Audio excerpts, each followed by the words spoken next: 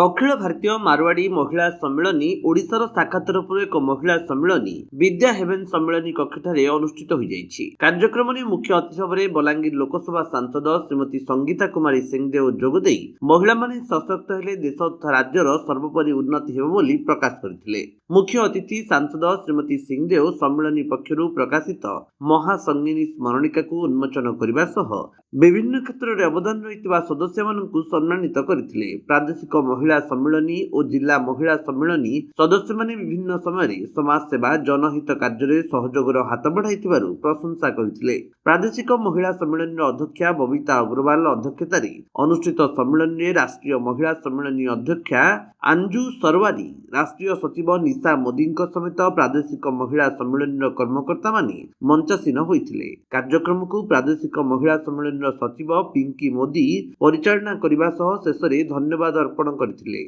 आज मारवाड़ी महिला संघ रो प्रदेश स्तर रो बैठक अच्छी इने बलांगीर रे ओवर 700 लेडीज इने उपस्थित अच्छन।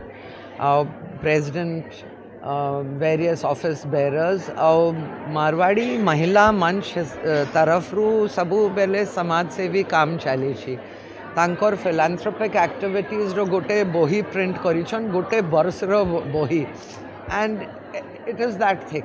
तो आपण माने निजे अंदाजा करोन कि केते काम से माने गोटे बरस रे करि पारुछन। और मोर पूरा सपोर्ट अछि।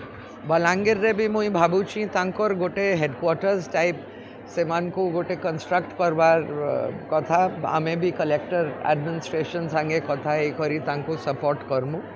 बहुत सुंदर कार्यक्रम। बलांगीर अंजु पृष्टि रिपोर्ट, विश्व विजयी न्यूज ओडिशा।